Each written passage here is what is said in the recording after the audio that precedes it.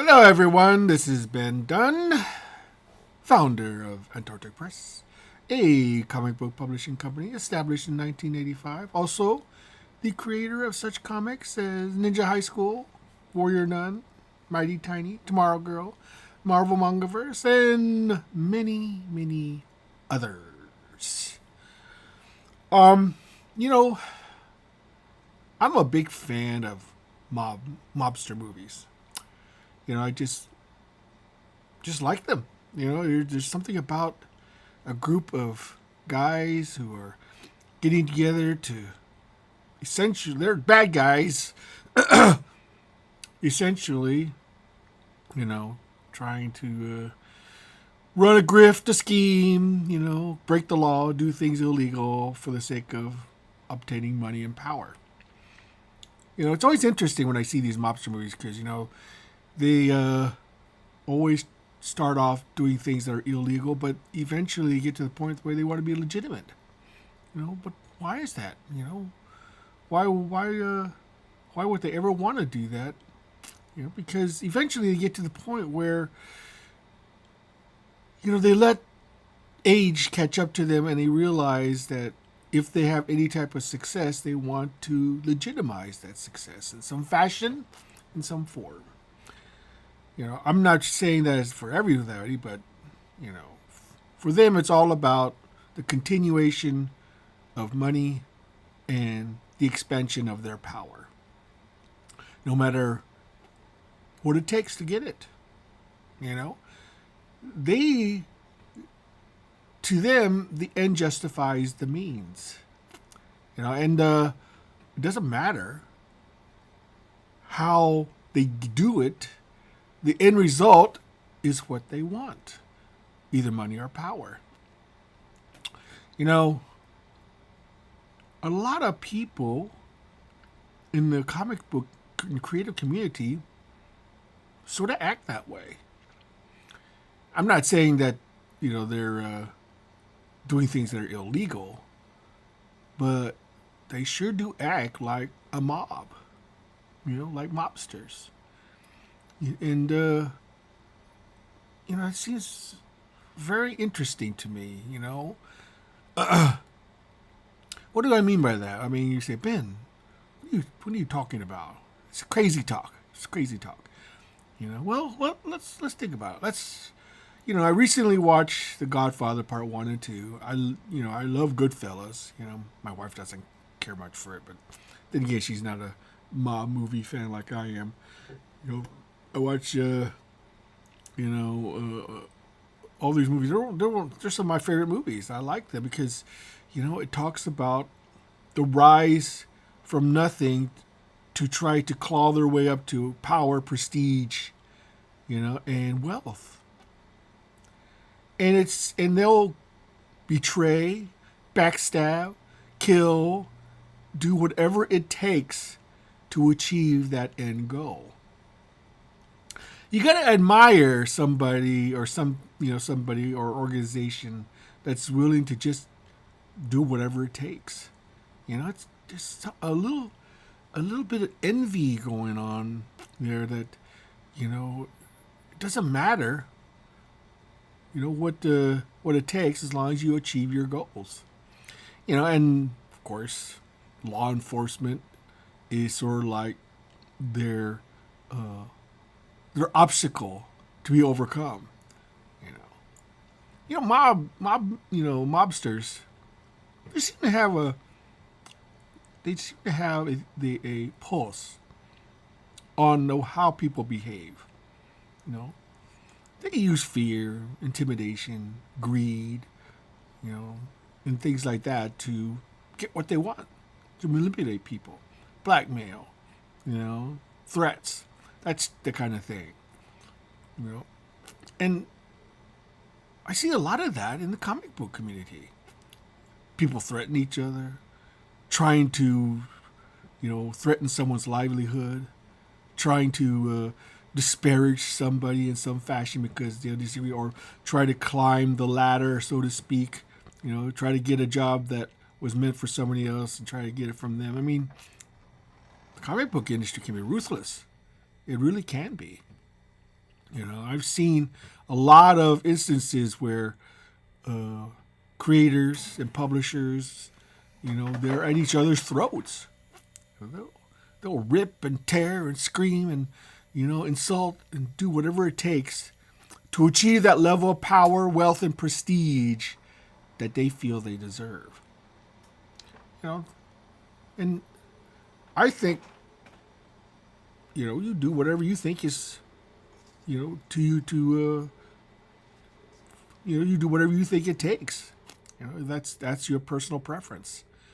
But you have to remember, in the end, like in all these mobster movies, the old adage, crime does not pay, always seems to ring true. In the end, usually these movies end with the protagonist either dead or arrested, or betrayed by their own compatriots. So there's a little bit of a parallel, I think in the comic industry, a little bit of a parallel. I don't know if there's like a Don or a mafia boss or whatever that runs the comic industry, but think of each publisher as sort of like a family, like a mob family. You have a head of the family, and the head of that family is trying everything it can to increase its wealth, power, and prestige. No matter what it takes. It depends on how ruthless, the head of that family is. Is Antarctic Press a family? Yes, but it's a different kind of family. We at Antarctic Press, been around for a long time, nearly 40 years. And I've seen the behavior of publishers and creators over that time. I've seen them, how they treat each other. I've seen how things that should be very small, little tiny, incidental little molehills of things blow out of proportion, make mountains. I mean, when I watch these mob movies, the slightest insult can set somebody off and someone ends up dead, or hold a vendetta, just because you said something wrong, you did something wrong. I'm not talking about something really big. I'm just talking even the slightest infraction. You have to be very careful what you say around someone who might be mentally unstable, or who might be have a temper, or who might just don't like you. I just don't like you. Yeah, it can be very triggering to a lot of people, and I feel that somehow this is not good for the comic industry. We need to act more like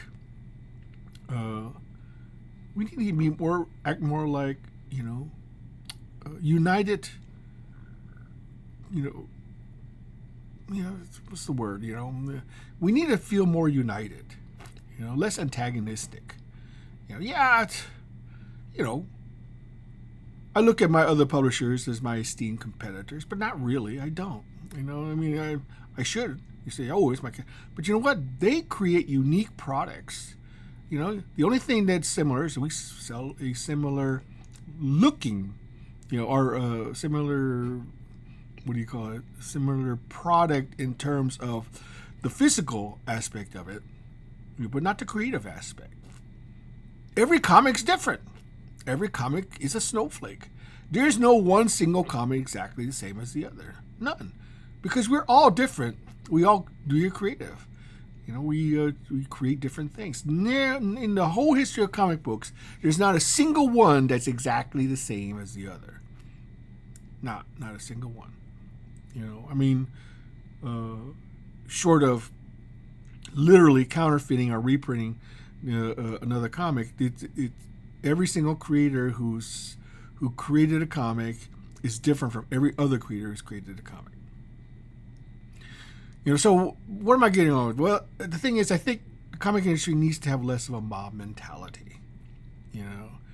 It needs to, start treating creators as not in an antagonistic fashion, like creators or just something you have to deal with when you're a publisher. You know, it really irritates me when publishers take advantage of creators. You know, it just does. You know, I don't like it because these are human beings and they are spending their time, their effort, their talent to create something for the publisher, you know, and when the publisher treats them like garbage, how do you think that makes the creator feel? You know, not very good, I would think. No one wants to be treated like garbage, you know, and that's the thing is that, you know, we need, you know, in these mob movies, usually the lower echelons are just pawns to be used in the grand scheme of things, you know, to benefit the higher ups. And it always occurred to me that the foot soldiers are the ones who are doing all the work. You know, they follow the orders and they do the work, and they get very little reward for their efforts. You know, they're hoping that they'll win favor with the boss and they'll elevate and go up in rank. You know, eventually becoming bosses themselves.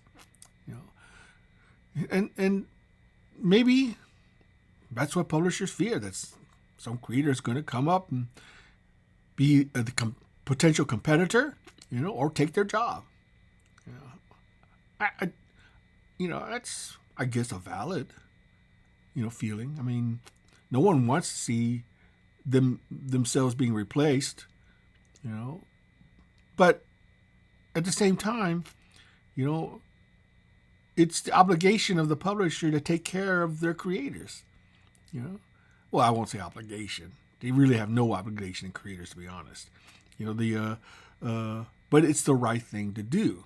You know, every publisher has their own way of treating creators. I mean, I'm not going to say how to run your business. If you want to treat your creators like dirt, hey, you know, if it works for you, you know, that's how you do it. You know, but we choose to do a different tact. You know, we feel like, you know, if you want to, we have never held any creator back. You know, if they don't like working for us, we don't stop them. We don't even hold it against them. You know, we pat them on the back, say good luck. Door is always open if you ever want to come back. You know, we would like to think that whatever experience you had with us is going to be an enjoyable one, at least an honest one. You know, that we didn't try to backstab you or betray you, you know, or take advantage of you. And we're hoping that, you know, if for whatever reason you decide to move on to something else, you know, we only wish you great success. That's all, you know, we want you to be successful. You know, my dream is to have every single creator who has a dream to get in comics to find huge financial and moral and spiritual success. I mean, that's all. Why do we even bother doing this, to be honest? You know, comics, you know, they say comics will break your heart. You know, the comic industry will break your heart. You know, I love comics. I'll never abandon comics. I'll always do comics. You know?